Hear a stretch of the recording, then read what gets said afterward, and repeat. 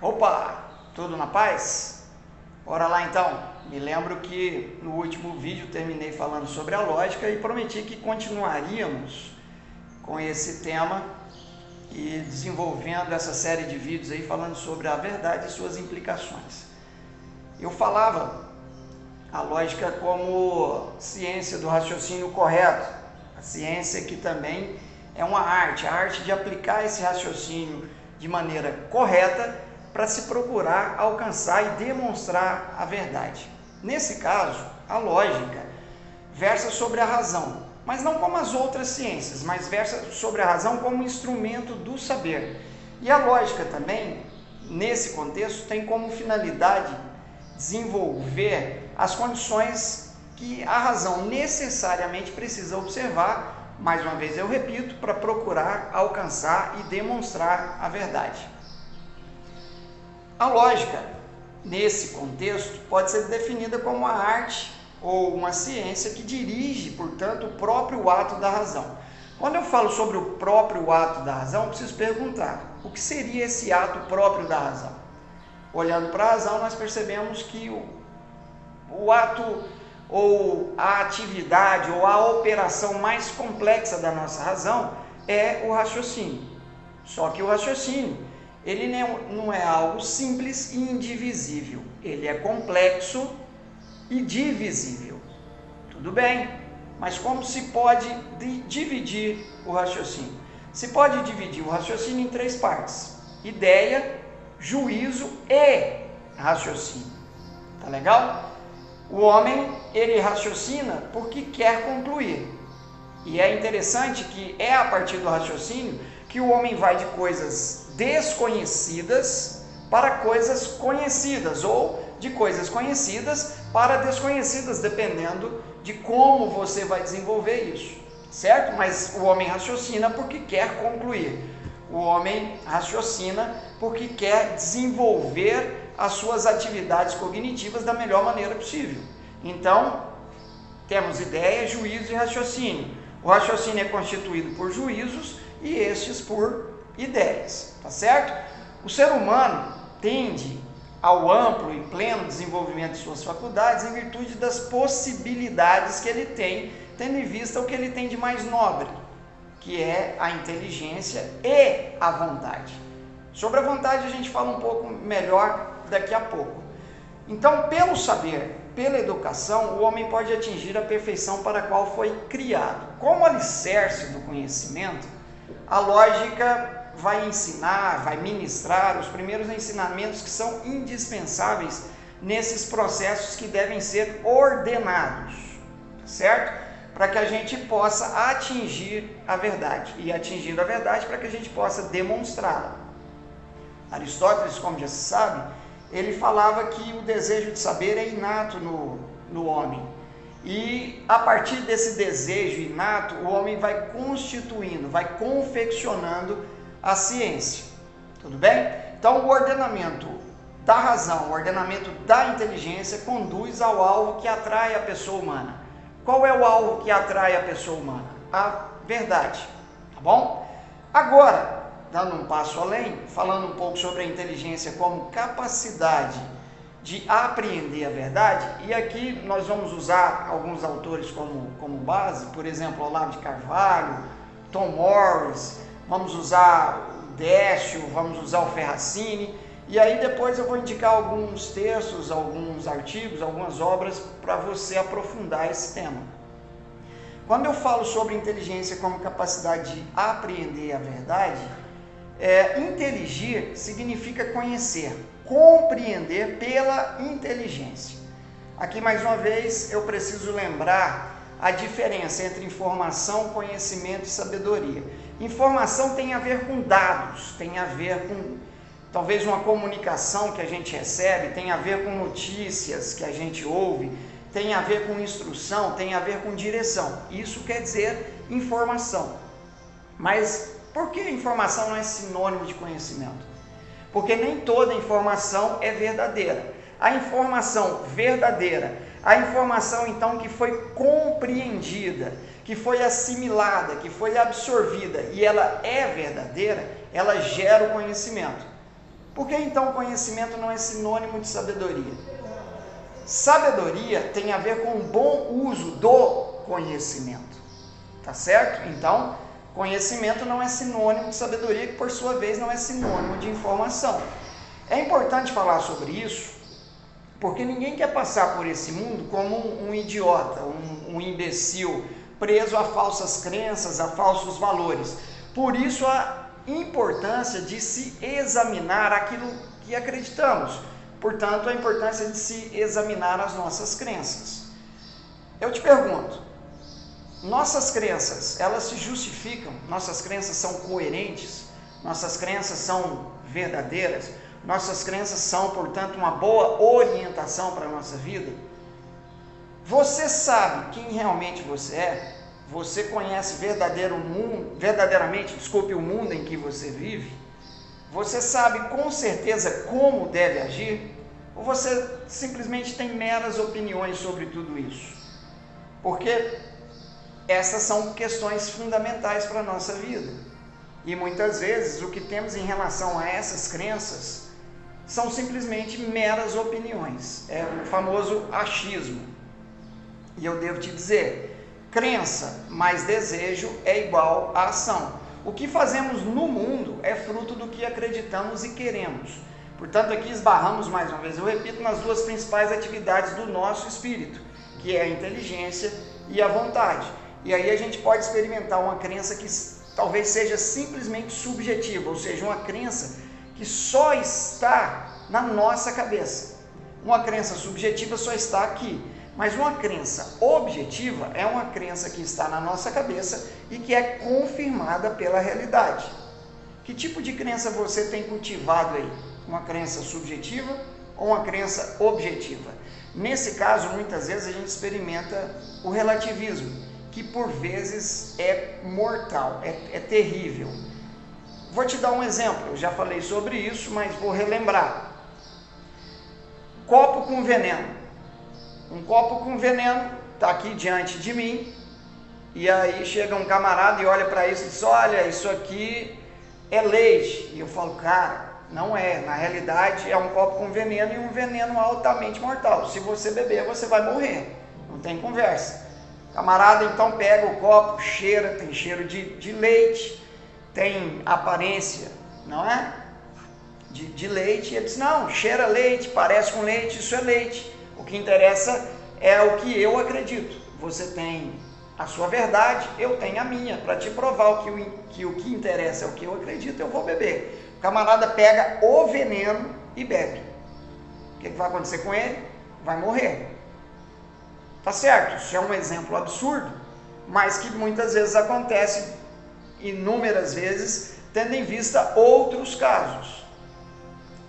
Na verdade, o que interessa não é o que você ou eu acreditamos. O que interessa é a verdade. Se for veneno e eu beber, se realmente for veneno, eu vou morrer. Não importa em que eu acredite, não importa o que eu acho. Posso falar, por exemplo, usando um outro contexto, está quente aqui. E aí a outra pessoa diz, olha, está fazendo mais de 30 graus aqui. Perceberam a diferença? Pode estar fazendo mais de 30 graus e uma pessoa não sentir calor. Talvez ela sinta frio mesmo a temperatura estando muito alta, será por algum problema que ele tenha.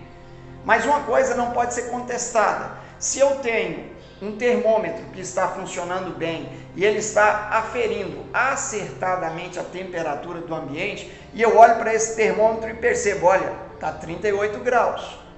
Isso não é discutível. O termômetro funciona bem, está cumprindo o seu papel, isso não é discutível. Pode ser discutível como eu percebo isso, como eu recebo isso, como eu sinto isso, como eu sofro isso. Tudo bem? Então, em relação à realidade, quando eu a compreendo como devo, eu apreendo a verdade. Isso é possível a partir da inteligência. Então, a verdade é o nosso vínculo com a realidade. Acreditar em uma verdade ou afirmar uma verdade é como acertar o alvo. Do contrário, a mentira, a falsidade é errar o alvo. E nós precisamos da verdade como precisamos do ar, como precisamos de um bom alimento, como precisamos de água. Por outro lado, a falsidade, a mentira, elas matam. Basta você olhar, por exemplo, para algumas frases ou últimas frases que são famosas, né? Por exemplo, pode pular, isso é seguro. Se não fosse seguro, eu não diria. O camarada vai lá, pula e se lasca. Não é mesmo? Não, pode pegar. Esse fio não está energizado. O camarada vai lá, pega e morre. Por quê? Porque era perigoso pular. Porque era perigoso pegar naquele fio que, na verdade, na realidade, estava energizado. Então, tem algumas frases que nós chamamos de últimas e famosas frases, porque não são frases verdadeiras, porque não são coerentes, não correspondem, não estão conectadas com a realidade. E muitas vezes nós não pensamos sobre isso.